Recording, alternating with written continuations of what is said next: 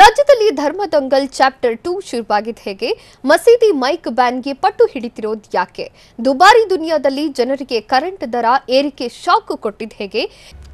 ಧರ್ಮ ದಂಗಲ್ಗೆ ಕಿಚ್ಚು ಹಚ್ಚಿದ ಹೇಗೆ? ಹೊಸ ವಿವಾದ.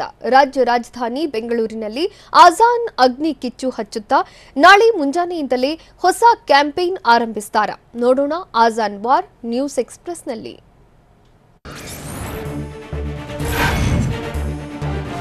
ಹಿಜಾಬ್ ವರ್ಸಸ್ ಕೇಸರಿ, ಹಲಾಲ್ ವರ್ಸಸ್ ಜಟ್ಕಾ ವ್ಯಾಪಾರ ಬಹಿಷ್ಕಾರದ ಬಳಿಕ ರಾಜ್ಯದಲ್ಲಿ ಮತ್ತೊಂದು ವಿವಾದ ಭುಗಿಲೇಳುವ ಸಾಧ್ಯತೆ ಇದೆ. ಈ ಬಾರಿ ಮಸೀದಿಗಳನ್ನೇ ಟಾರ್ಗೆಟ್ ಮಾಡಿ ಸಮರ ಸಾರಲು ಮುಂದಾಗಿದ್ದು ರಾಜ್ಯಾದ್ಯಂತ ವಿವಾದ ಸ್ಫೋಟಗೊಳ್ಳುವ ಆತಂಕ ಎದುರಾಗಿದೆ. ಮಸೀದಿ ಧ್ವನಿವರ್ಧಕದ ವಿರುದ್ಧ ಹಿಂದೂ ಸಂಘಟನೆಗಳ ಕಾರ್ಯಕರ್ತರು ಸಮರ ಶುರು ಮಾಡಿದ್ದಾರೆ.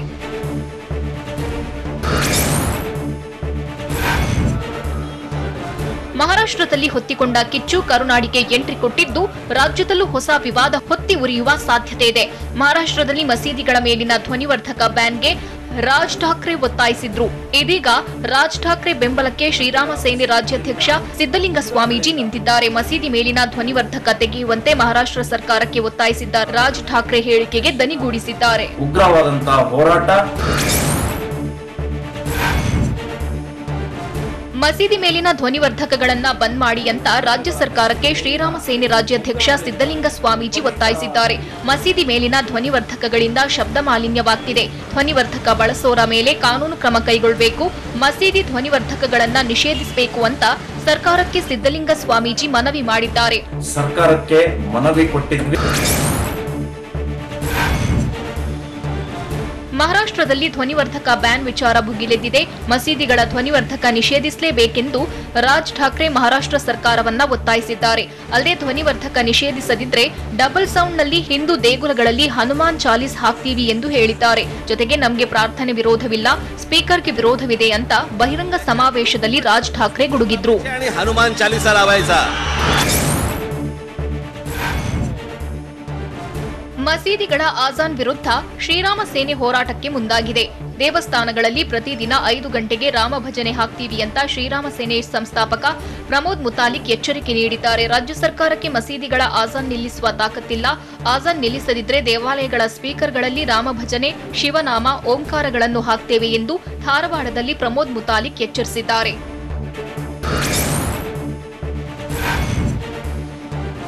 ಮಸೀದಿಗಳ ಲೌಡ್ ಸ್ಪೀಕರ್ ವಿರುದ್ಧ ಹಲವು ಬಾರಿ ಮನವಿ ಮಾಡಿದ್ರೂ ಕ್ರಮ ಕೈಗೊಂಡಿಲ್ಲ ಅಂತ ಪ್ರಮೋದ್ ಮುತಾಲಿಕ್ ತಿಳಿಸಿದ್ದಾರೆ. 6 ತಿಂಗಳ ಹಿಂದೆ ನಮ್ಮ ಸಂಘಟನೆ ಲೌಡ್ ಸ್ಪೀಕರ್ ಬಗ್ಗೆ ಮನವಿ ಮಾಡಿತ್ತು. ಸುಪ್ರೀಂ ಕೋರ್ಟ್ ತೀರ್ಪಿನ ಆಧಾರದ ಮೇಲೆ ನಡೆದುಕೊಳ್ಳಲು ಕೇಳಿದ್ದೆವು. ಮನವಿ ಮಾಡಿದ್ರೂ ತಹಶೀಲ್ದಾರ್ ಎಲ್ಲಿಯೂ ಕ್ರಮ ಕೈಗೊಳ್ಳಲಿಲ್ಲ. ಧ್ವನಿ ಮಾಲಿನ್ಯ ಆಗ್ತಿದೆ ಅಂತ ಮಾಲಿನ್ಯ ನಿಯಂತ್ರಣ ಮಂಡಳಿಗೂ ಮನವಿ ಮಾಡಿದ್ದೆವು, ಆದರೂ ಪ್ರಯೋಜನವಾಗಲಿಲ್ಲ. ಹೀಗಾಗಿ ಈಗ ಕೊನೆಯ ಎಚ್ಚರಿಕೆ ಕೊಡ್ತೇವೆ ಎಂದು ಮುತಾಲಿಕ್ ತಿಳಿಸಿದ್ರು. ಸರ್ಕಾರಕ್ಕೆ ನಾವು ಎಚ್ಚರಿಕೆಯನ್ನು ಕೊಡ್ತೀವಿ.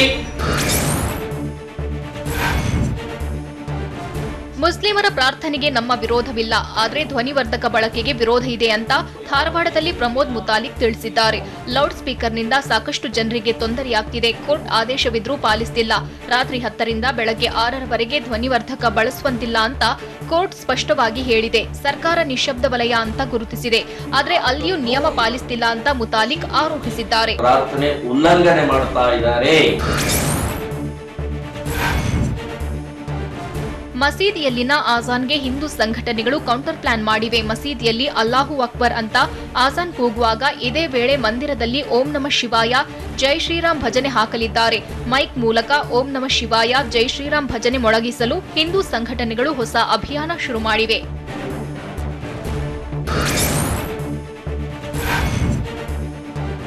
ನಾಳೆ ಬೆಳಗ್ಗೆ 5 ಗಂಟೆಯಿಂದಲೇ ಹೊಸ ಅಭಿಯಾನ ಶುರುವಾಗಲಿದೆ. ರಾಜ್ಯ ರಾಜಧಾನಿ ಬೆಂಗಳೂರಿನಲ್ಲೇ ಅಭಿಯಾನ ಆರಂಭವಾಗ್ತಿದೆ. ಯಲಹಂಕದ ಆಂಜನೇಯ ದೇವಸ್ಥಾನದಲ್ಲಿ ಅಭಿಯಾನ ಶುರು ಮಾಡಲು ಹಿಂದೂ ಸಂಘಟನೆಗಳು ಮುಂದಾಗಿವೆ.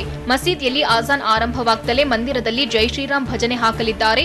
ಯಲಹಂಕದ ಬಳಿಕ ರಾಜ್ಯಾದ್ಯಂತ ಅಭಿಯಾನ ವಿಸ್ತರಿಸಲು ಪ್ಲಾನ್ ಮಾಡಿರುವುದಾಗಿ ಹಿಂದೂ ಕನ್ನಡಿಗರು ಸಂಘಟನೆಯ ಭರತ್ ಶೆಟ್ಟಿ ಮಾಹಿತಿ ನೀಡಿದ್ದಾರೆ. ಸ್ಮರಿಸುವಂತದ್ದು ಬೆಳಗ್ಗೆ 5 ಗಂಟೆಗೆ ಪ್ರಾರಂಭವಾಗಲಿದೆ.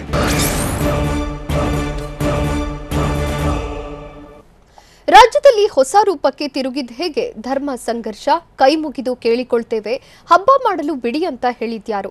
ಸರ್ಕಾರದ ವಿರುದ್ಧ ಕಾಂಗ್ರೆಸ್ ನಾಯಕರು ವಾಗ್ದಾಳಿ ನಡೆಸಿದ ಹೇಗೆ? ನೋಡೋಣ ಆಜಾನ್ ಅಗ್ನಿ ನ್ಯೂಸ್ ಎಕ್ಸ್‌ಪ್ರೆಸ್‌ನಲ್ಲಿ.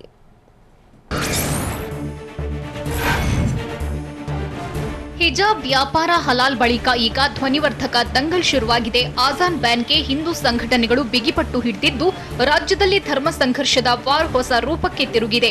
ಮಸೀದಿಗಳ ಆಜಾನ್ ವಿರುದ್ಧ ಹಿಂದೂ ಪರ ಸಂಘಟನೆಗಳು ಸಮರ ಸಾರಿವೆ. ಮಸೀದಿಯಲ್ಲಿನ ಆಜಾನ್ಗೆ ಪ್ರತಿಯಾಗಿ ಮಂದಿರದಲ್ಲಿ ಜೈ ಶ್ರೀರಾಮ್ ಮೊಳಗಲಿದೆ. ನಾಳೆ ಮುಂಜಾನೆಯೇ ಆಜಾನ್ ಬ್ಯಾನ್ ಜ್ವಾಲಾಮುಖಿ ಸಿಡಿಯಲಿದೆ.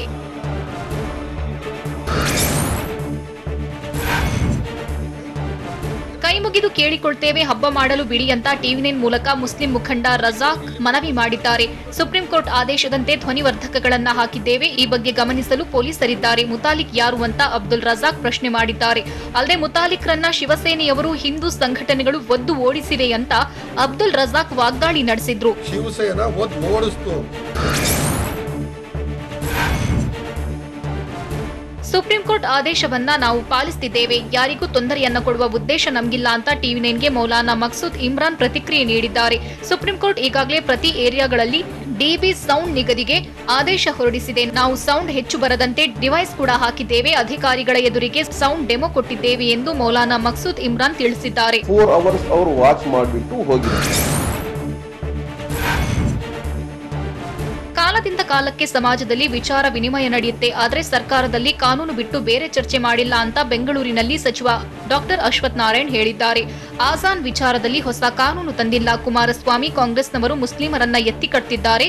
ಮುಸ್ಲಿಂ ಮತಕ್ಕೆ ಕಾಂಗ್ರೆಸ್ ಜೆಡಿಎಸ್ ಪೈಪೋಟಿ ನಡೆಸುತ್ತಿವೆ ಅಂತ ಅಶ್ವಥ್ ನಾರಾಯಣ್ ಆರೋಪಿಸಿದ್ದಾರೆ. ಪ್ರಯತ್ನಗಳನ್ನ ಮಾಡಬೇಡಿ. ಸಮಸ್ಯೆಗಳನ್ನ ಮರೆಮಾಚಲು ಸಂಘ ಪರಿವಾರ ಪ್ರಯತ್ನಿಸುತ್ತಿದೆ ಅಂತ ಕೆಪಿಸಿಸಿ ಕಾರ್ಯಾಧ್ಯಕ್ಷ ರಾಮಲಿಂಗಾರೆಡ್ಡಿ ಆರೋಪಿಸಿದ್ದಾರೆ. ಡೀಸೆಲ್, ಪೆಟ್ರೋಲ್, ಗ್ಯಾಸ್, ಅಡುಗೆ ಎಣ್ಣೆ ದರ ಹೆಚ್ಚಳವಾಗಿದೆ. ನಿರುದ್ಯೋಗ ಪ್ರಮಾಣ, ಭ್ರಷ್ಟಾಚಾರ ವ್ಯಾಪಕವಾಗಿ ನಡೆಯುತ್ತಿದೆ. ಹೀಗಾಗಿ ಸರ್ಕಾರದ ವೈಫಲ್ಯ ಮರೆಮಾಚಲು ಹಿಜಾಬ್, ಹಲಾಲ್ ಕಟ್, ಮುಸ್ಲಿಂ ವ್ಯಾಪಾರಿಗಳಿಗೆ ನಿಷೇಧ ವಿಚಾರ ಮುನ್ನೆಲೆಗೆ ತಂದ್ರು. ಇದೀಗ ಮಸೀದಿಗಳಲ್ಲಿ ಮೈಕ್ ತೆಗೆಯಬೇಕೆಂದು ಹೊರಟಿದ್ದಾರೆ ಅಂತ ರಾಮಲಿಂಗಾರೆಡ್ಡಿ ಹೇಳಿದ್ದಾರೆ.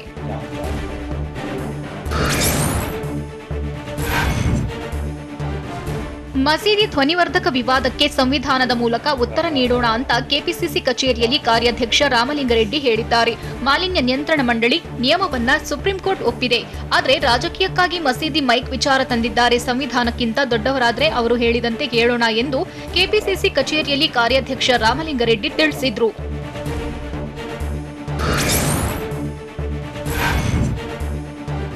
ಮಸೀದಿಯ ಧ್ವನಿವರ್ಧಕಗಳಿಂದ ಶಬ್ದ ಮಾಲಿನ್ಯವಾದರೆ ಕಾನೂನುಬದ್ಧ ಮತ್ತು ಸಾಂವಿಧಾನಿಕವಾಗಿ ಕ್ರಮ ಕೈಗೊಳ್ಳುವುದು ಸರ್ಕಾರದ ಕೆಲಸ. ಆದರೆ ಈ ರೀತಿ ಕೆಲ ಹೇಳಿಕೆ ಕುರಿತು ಸರ್ಕಾರ ಕ್ರಮ ತೆಗೆದುಕೊಳ್ಳದೆ ಮೌನ ವಹಿಸುವುದು ಎಷ್ಟು ಸರಿ ಅಂತ ಶಿವಮೊಗ್ಗದಲ್ಲಿ ಯುಟಿ ಖಾದರ್ ಪ್ರಶ್ನಿಸಿದ್ದಾರೆ. ಇಂತಹ ವಿಚಾರದ ಬಗ್ಗೆ ಜನರ ನಡುವೆ ಚರ್ಚೆ ಮಾಡಿಸುವುದು, ಜನರ ನಡುವೆ ವೈಮನಸ್ಸು ತರುವ ಕೆಲಸ ಸರ್ಕಾರಕ್ಕೆ ಶೋಭೆ ತರೋದಿಲ್ಲ. ಸದ್ಯದ ಎಲ್ಲ ಗೊಂದಲಕ್ಕೆ ಸರ್ಕಾರವೇ ಕಾರಣ ಎಂದು ಖಾದರ್ ಆರೋಪಿಸಿದ್ದಾರೆ. ರಾಜ್ಯ ಸರ್ಕಾರವೇ ಕಾರಣ ಅಂತ ಹೇಳಿ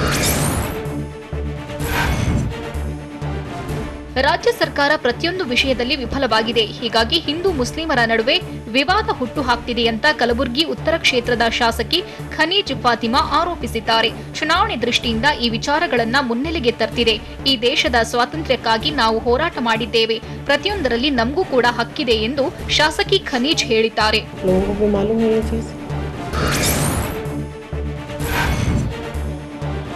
ಮಸೀದಿಗಳಲ್ಲಿ ಮೊದಲಿನಿಂದಲೂ ಆಜಾನ್ ಮಾಡಲಾಗ್ತಿದ್ದು, ಇದೀಗ ಯಾಕೆ ಈ ವಿಚಾರ ಮುನ್ನೆಲೆಗೆ ತರ್ತಿದ್ದಾರೆ ಅಂತ ಕಾಂಗ್ರೆಸ್ ಶಾಸಕಿ ಖನೀಜ್ ಫಾತಿಮಾ ಪ್ರಶ್ನಿಸಿದ್ದಾರೆ. ಮಸೀದಿಗಳಲ್ಲಿ ಧ್ವನಿವರ್ಧಕ ನಿಷೇಧಿಸಬೇಕು ಅನ್ನೋದು ತಪ್ಪು. ಮಸೀದಿಗಳಲ್ಲಿ ಧ್ವನಿವರ್ಧಕ ಬಳಕೆ ಮೇಲೆ ನಿಷೇಧ ಹೇರಬಾರದು. ಮಸೀದಿ ಮೇಲೆ ಧ್ವನಿವರ್ಧಕ ಬಳಕೆ ಬಗ್ಗೆ ಸುಪ್ರೀಂ ಕೋರ್ಟ್ ಆದೇಶವಿದೆ. ಧ್ವನಿಯನ್ನ ಕಡಿಮೆ ಮಾಡಿ ಆಜಾನ್ ಕೂಗಲಾಗುವುದು ಅಂತ ಶಾಸಕಿ ತಿಳಿಸಿದ್ದಾರೆ.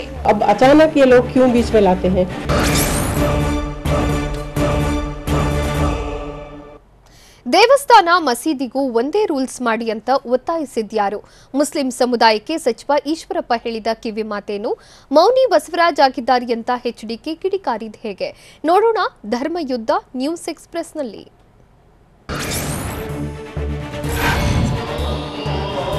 ಆಜಾನ್ ವಿರುದ್ಧದ ಅಭಿಯಾನಕ್ಕೆ ಮುಸ್ಲಿಂ ಮುಖಂಡರು ಆಕ್ರೋಶ ವ್ಯಕ್ತಪಡಿಸಿದ್ದಾರೆ. ರೂಲ್ಸ್ ಮಾಡಿದ್ರೆ ಎಲ್ಲರಿಗೂ ಒಂದೇ ರೂಲ್ಸ್ ಮಾಡಿ, ದೇವಸ್ಥಾನ ಚರ್ಚ್ನಲ್ಲೂ ಧ್ವನಿವರ್ಧಕ ಬ್ಯಾನ್ ಮಾಡಿ, ಮಸೀದಿಯಲ್ಲಿ ಆಜಾನ್ ಬೇಡ ಅಂದ್ರೆ ಒಪ್ಪಲ್ಲ ಅಂತ ಮುಸ್ಲಿಂ ಮುಖಂಡ ಉಮರ್ ಶರೀಫ್ ಹೇಳಿದ್ದಾರೆ. ಎಲ್ಲಾ ಕಡೆಯೂ ಧ್ವನಿವರ್ಧಕ ನಿಷೇಧಿಸಿದ್ರೆ ನಮ್ಮ ಬೆಂಬಲವಿದೆ, ಆದರೆ ಮಸೀದಿಯಲ್ಲಿ ಮಾತ್ರ ಧ್ವನಿವರ್ಧಕ ಬೇಡವೆಂದ್ರೆ ಒಪ್ಪಲ್ಲ ಎಂದು ಉಮರ್ ಶರೀಫ್ ತಿಳಿಸಿದ್ದಾರೆ. ನಾನು ಅದಕ್ಕೆ ಬೆಂಬಲ ಕೊಡ್ತೀನಿ. ಓದುವ ವಿದ್ಯಾರ್ಥಿಗಳಿಗೆ ಆಸನ್ನಿಂದ ಸಮಸ್ಯೆ ಆಗ್ತಿದೆ. ಮುಸ್ಲಿಂ ಸಮಾಜವನ್ನ ಒಪ್ಪಿಸಿ ಆಸನ್ ನಿಲ್ಲಿಸಬೇಕಿದೆ ಅಂತ ಸಚಿವ ಕೆಎಸ್ ಈಶ್ವರಪ್ಪ ಹೇಳಿದ್ದಾರೆ. ಉತ್ತರ ಕನ್ನಡ ಜಿಲ್ಲೆಯ ಅಂಕೋಲದಲ್ಲಿ ಮಾತನಾಡಿದವರು, ಮುಸ್ಲಿಮರು ಮೊದಲಿನಿಂದಲೂ ಬಂದಂತೆ ಪ್ರಾರ್ಥಿಸ್ತೀವಿ ಅಂತಾರೆ. ಆದರೆ ಇದರಿಂದ ಮಕ್ಕಳ ವಿದ್ಯಾಭ್ಯಾಸಕ್ಕೆ ತೊಂದರೆಯಾಗ್ತಿದೆ ಎಂದು ತಿಳಿಸಿದ್ರು.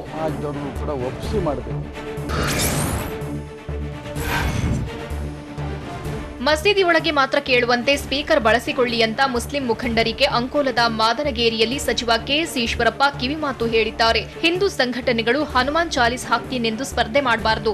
ಮಸೀದಿ, ದೇವಸ್ಥಾನ, ಚರ್ಚ್ನಲ್ಲಿ ಮೈಕ್ ಹಾಕಿದ್ರೆ ಧರ್ಮಗಳ ನಡುವೆ ಸಂಘರ್ಷಕ್ಕೆ ಕಾರಣವಾಗುತ್ತೆ. ಮುಸ್ಲಿಂ ಮುಖಂಡರೇ ಈ ಬಗ್ಗೆ ಚಿಂತಿಸಿ ನಿರ್ಧರಿಸಬೇಕು ಎಂದು ಈಶ್ವರಪ್ಪ ಹೇಳಿದ್ದಾರೆ.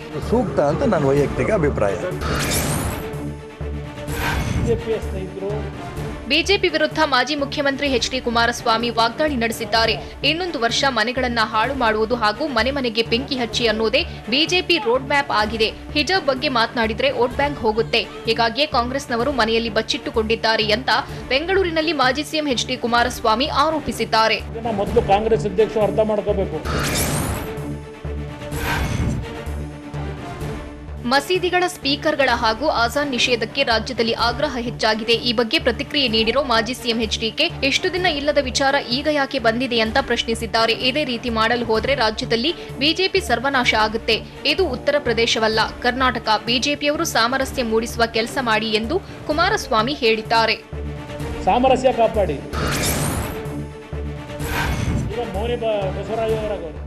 ಸಿಎಂ ಬಸವರಾಜ ಬೊಮ್ಮಾಯಿ ವಿರುದ್ಧವೂ ಮಾಜಿ ಮುಖ್ಯಮಂತ್ರಿ ಎಚ್ಡಿ ಕುಮಾರಸ್ವಾಮಿ ವಾಗ್ದಾಳಿ ನಡೆಸಿದ್ದಾರೆ. ಮನಮೋಹನ್ ಸಿಂಗ್ ಅವರನ್ನ ಮೌನಿ ಸಿಂಗ್ ಎಂತಿದ್ರು. ಇದೀಗ ಸಿಎಂ ಮೌನಿ ಬಸವರಾಜ್ ಆಗಿದ್ದಾರೆ. ಹಿಜಾಬ್ ವಿಚಾರವನ್ನ ಸರ್ಕಾರ ನಿಯಂತ್ರಿಸಿದ್ರೆ ವಿವಾದ ಬೆಳೆಯುತ್ತಿರಲಿಲ್ಲ. ಸರ್ಕಾರ ಸ್ವತಂತ್ರವಾಗಿ ನಡೆಯುತ್ತಿಲ್ಲ. ರಿಮೋಟ್ ಸರ್ಕಾರ ಇದೆ. ಆರ್ಎಸ್ಎಸ್ ಮೆಚ್ಚಿಸಲು ಸರ್ಕಾರ ನಡೆಯುತ್ತಿದೆ. ನಾನು ಬಿಜೆಪಿ ಜೊತೆ ಸರ್ಕಾರ ಮಾಡಿದಾಗ ಇದ್ದ ಬಿಜೆಪಿ ಈಗ ಇಲ್ಲ ಎಂದು ಎಚ್ಡಿಕೆ ಹೇಳಿದ್ದಾರೆ. ಇಷ್ಟೆಲ್ಲ ಪರಿಸ್ಥಿತಿ ಉದ್ಭವ ಆಗದ.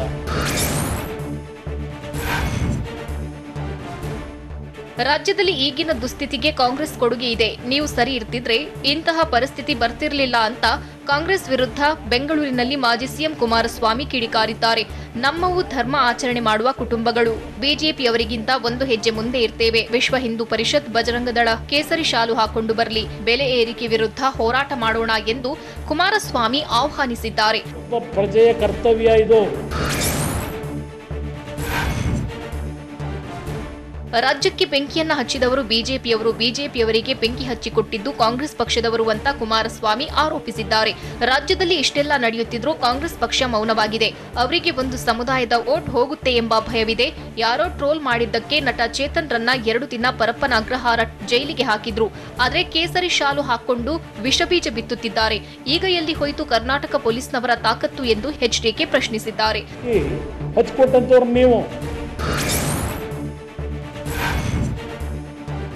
ರಾಜ್ಯದಲ್ಲಿ ಮಸೀದಿ ಮೇಲಿನ ಮೈಕ್ಗೆ ಭಾರಿ ಆಕ್ಷೇಪ ವ್ಯಕ್ತವಾಗಿದ್ದು, ನಾಳೆಯಿಂದ ಆಜಾನ್ಗೆ ಪರ್ಯಾಯವಾಗಿ ದೇವಸ್ಥಾನಗಳಲ್ಲಿ ಜೈ ಶ್ರೀರಾಮ್ ಘೋಷಣೆ ಮೊಳಗಿಸಲು ಸಜ್ಜಾಗಿದ್ದಾರೆ. ಈ ಬಗ್ಗೆ ಪ್ರತಿಕ್ರಿಯೆ ನೀಡಿರೋ ಕಾಂಗ್ರೆಸ್ ವಕ್ತಾರ ಎಂ ಲಕ್ಷ್ಮಣ್, ಆಜಾನ್ ಸಹ ಕೂಗ್ಲಿ, ಸುಪ್ರಭಾತ ಸಹ ಹಾಕ್ಲಿ. ಆಜಾನ್ 1 ನಿಮಿಷ ಅಥವಾ 30 ಸೆಕೆಂಡ್ ಇರುತ್ತೆ. ಇದರಿಂದ ಯಾರಿಗೆ ತೊಂದರೆ ಆಗ್ತದೆ? ಅದೇ ರೀತಿ ಸುಪ್ರಭಾತದಿಂದ ಸಹ ಯಾರಿಗೂ ತೊಂದರೆ ಇಲ್ಲ ಎಂದು ಮೈಸೂರಿನಲ್ಲಿ ಎಂ ಲಕ್ಷ್ಮಣ್ ಹೇಳಿದ್ದಾರೆ.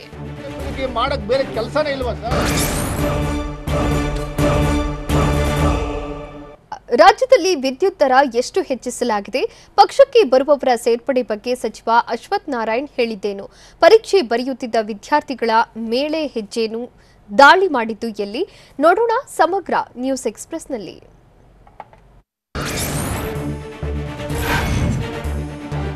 ತೈಲ ಸಿಲಿಂಡರ್ ಬೆಲೆ ಏರಿಕೆ ನಡುವೆ ರಾಜ್ಯದ ಜನರಿಗೆ ವಿದ್ಯುತ್ ದರ ಏರಿಕೆಯ ಶಾಕ್ ತಟ್ಟಿದೆ. ಕರ್ನಾಟಕ ವಿದ್ಯುತ್ ಶಕ್ತಿ ನಿಯಂತ್ರಣ ಆಯೋಗ ಪ್ರತಿ ಯೂನಿಟ್ ವಿದ್ಯುತ್ಗೆ 35 ಪೈಸೆ ಹೆಚ್ಚಳ ಮಾಡಿದೆ. ಬೆಸ್ಕಾಂ, ಚೆಸ್ಕಾಂ, ಮೆಸ್ಕಾಂ, ಜೆಸ್ಕಾಂ, ಹೆಸ್ಕಾಂ ವ್ಯಾಪ್ತಿಯಲ್ಲಿ ಪ್ರತಿ ಯೂನಿಟ್ಗೆ 35 ಪೈಸೆ ಹೆಚ್ಚಳ ಮಾಡಲಾಗಿದೆ. ಏಪ್ರಿಲ್ 1ರಿಂದಲೇ ರಾಜ್ಯದಲ್ಲಿ ಪರಿಷ್ಕೃತ ವಿದ್ಯುತ್ ದರ ಅನ್ವಯವಾಗಲಿದೆ. ಎಸ್ಕಾಂಗಳು ₹1.85 ಹೆಚ್ಚಳಕ್ಕೆ ಪ್ರಸ್ತಾವನೆ ಸಲ್ಲಿಸಿದ್ದವು.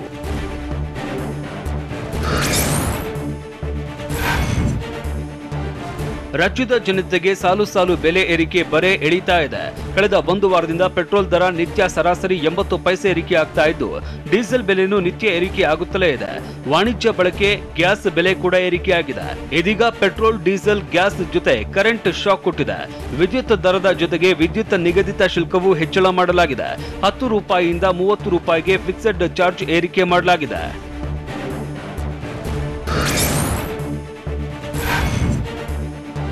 ಪಕ್ಷ ಸಂಘಟನೆಗೆ ಹೆಚ್ಚು ಒತ್ತು ನೀಡಲಾಗ್ತಾ ಇದ್ದು ಬಿಜೆಪಿಗೆ ಬರುವವರನ್ನ ಯಾವುದೇ ಷರತ್ತು ಇಲ್ಲದೆ ಪಕ್ಷಕ್ಕೆ ಸೇರ್ಪಡೆ ಮಾಡಿಕೊಳ್ಳಲಾಗುವುದು ಅಂತ ಸಚಿವ ಡಾಕ್ಟರ್ ಅಶ್ವಥ್ ನಾರಾಯಣ್ ಹೇಳಿದ್ದಾರೆ. ವಿಕಾಸಸೌಧದಲ್ಲಿ ಸುದ್ದಿಗೋಷ್ಠಿ ನಡೆಸಿ ಮಾತನಾಡಿದ ಸಚಿವರು ಸಚಿವ ಸಂಪುಟ ವಿಸ್ತರಣೆ ವಿಚಾರ ಸಿಎಂಗೆ ಬಿಟ್ಟದ್ದು.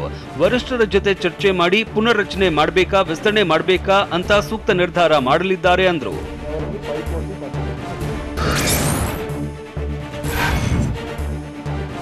ರಾಜ್ಯಕ್ಕೆ ಕೇಂದ್ರ ಗೃಹ ಸಚಿವ ಅಮಿತ್ ಶಾ ಭೇಟಿ ಬೆನ್ನಲ್ಲೇ ಕಾಂಗ್ರೆಸ್ ನಾಯಕರಿಗೆ ಭಯ ಶುರುವಾಗಿದೆ ಅಂತ ಸಚಿವ ಈಶ್ವರಪ್ಪ ಹೇಳಿದ್ದಾರೆ. ಉತ್ತರ ಕರ್ನಾಟಕ ಜಿಲ್ಲೆ ಅಂಕೋಲಾ ತಾಲೂಕಿನ ಬಳಲೆ ಗ್ರಾಮದಲ್ಲಿ ಮಾತನಾಡಿದ ಸಚಿವರು ರಾಹುಲ್ ಗಾಂಧಿ ಕಾಲಿಟ್ಟ ಕಡೆ ಕಾಂಗ್ರೆಸ್ ಸರ್ವನಾಶ ಆಗ್ತಾ ಇದೆ ಅಂತ ಆರೋಪಿಸಿದ್ರು. ಅಲ್ಲದೆ ರಾಹುಲ್ ಗಾಂಧಿ ರಾಜ್ಯಕ್ಕೆ ಬರೋದಾದ್ರೆ ಅದರ ಖರ್ಚು ವೆಚ್ಚ ಭರಿಸ್ತೇವೆ ಅಂತ ಲೇವಡಿ ಮಾಡಿದ್ರು.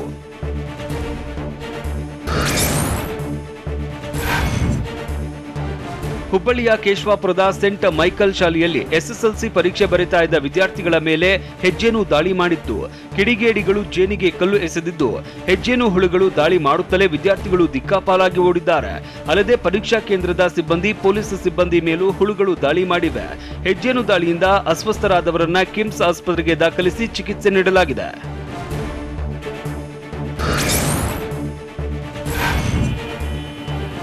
ಬೆಳಗಾವಿ ನಗರದ ಚೆನ್ನಮ್ಮ ವೃತ್ತದಲ್ಲಿ ಚಲಿಸ್ತಾ ಇದ್ದ ಕಾರ್ನಲ್ಲಿ ಬೆಂಕಿ ಕಾಣಿಸಿಕೊಂಡು ದಟ್ಟ ಹೊಗೆ ಆವರಿಸಿತ್ತು. ಎಂಜಿನ್ನಿಂದ ಹೊಗೆ ಬರುತ್ತಲೇ ಚಾಲಕ ವಿಶಾಲ್ ಪಾಟೀಲ್ ಎಂಬಾತ ಕಾರಿನಿಂದ ಇಳಿದು ಅಗ್ನಿಶಾಮಕ ಸಿಬ್ಬಂದಿಗೆ ಮಾಹಿತಿ ನೀಡಿದ್ದಾನೆ. ಬಳಿಕ ಸ್ಥಳಕ್ಕೆ ಬಂದ ಅಗ್ನಿಶಾಮಕ ಸಿಬ್ಬಂದಿ ಬೆಂಕಿ ನಂದಿಸಿದ್ದಾರೆ. ಕಾರಿನ ಎಂಜಿನ್ ದೋಷದಿಂದ ಬೆಂಕಿ ಹೊತ್ತಿದೆ ಎನ್ನಲಾಗಿದೆ.